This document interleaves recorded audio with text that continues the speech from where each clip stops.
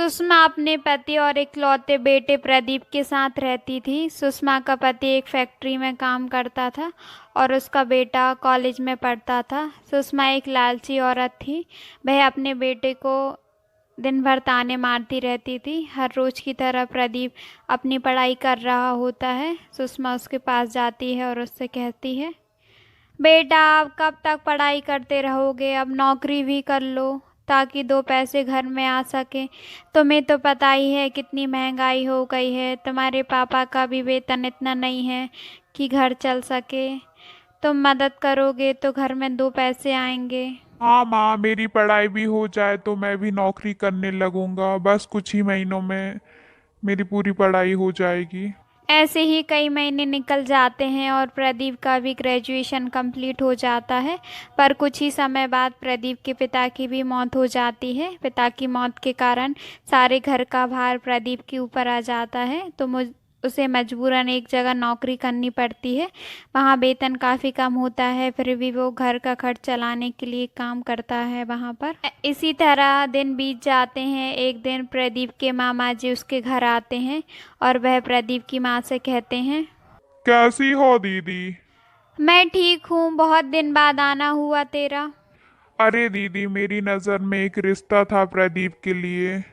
लड़की वाले 3 लाख दहेज देने के लिए तैयार हैं, इसलिए मैं आया था आपसे बात करने के लिए। नेकी और पूछ पूछ, तू तो अभी रिश्ता पक्का कर दे। शाम को प्रदीप जैसे ही घर आता है तो सुषमा उसको सारी बात बता देती है और प्रदीप भी शादी के लिए मान जाता है। कुछ ही दिनों में प्रदीप की शादी गीता नाम की लड़की से हो जाती है, पर गीता के पिता दहेज में कुछ भी नहीं देते हैं। इससे सुषमा को बहुत गुस्सा आता है। हर रोज सुषमा गीता को किसी न किसी बात पर सुनाती है। एक दिन शाम को ऑफिस का काम करके प्रदीप खुश होकर घर आता है तो सुषमा उससे पूछती है, क्या बात है बेटा, क्यों इतना खुश हो रहा है। माँ, मेरी नौकरी एक बड़ी कंपनी में लग गई है, उसमें वेतन भी बहुत होगा, पर मुझे कल ही निकलना पड़ेगा। ये सुनकर सुषमा सोचती है, अच्छा है प्रदीप भी अब यहाँ नहीं रहेगा, तो अब मैं इस महारानी को सबक सिखाऊंगी। कैसे नहीं देंगे मेरे 3 लाख रुपए। 3 लाख रुपए मैं तो लेकर ही रहूंगी। अगली सुबह प्रदीप भी दूसरे शहर में नौकरी करने चला जाता है। प्रदीप के जाने के बाद सुषमा गीता पर बहुत अत्याचार करती है, दिन रात उससे बहुत काम करवाती है। ऐसे ही कई महीने निकल जाते हैं और सुषमा गीता को किसी न किसी बात पर सुनाती रहती है। एक दिन सुषमा का भाई घर आता है। और दीदी कैसी हो? कैसी लग रही हूँ तुझे, तेरी वजह से मेरे लाखों का नुकसान हो गया। बहू के मायके वालों ने मुझे बेवकूफ़ बनाया और दहेज के नाम पर एक फूटी कौड़ी तक नहीं दी। कोई बात नहीं दीदी, तब नहीं मिला तो अब मिल जाएगा, चिंता क्यों करती हो? सोनू सुषमा से कहता है, एक सेठ की बीवी मर गई है और उसे एक औरत की तलाश है, बदले में वह 4 लाख रुपए देने को तैयार है। अरे तो देर किस बात की कर रहा है तू, इस गीता नाम की बला को जल्द से जल्द मेरे घर से रफा दफा कर। पर हम गीता को सेठ के यहाँ जाने से कैसे राजी करेंगे, और वह इस बात के लिए मान जाएगी क्या? वो सब मैं देख लूंगी।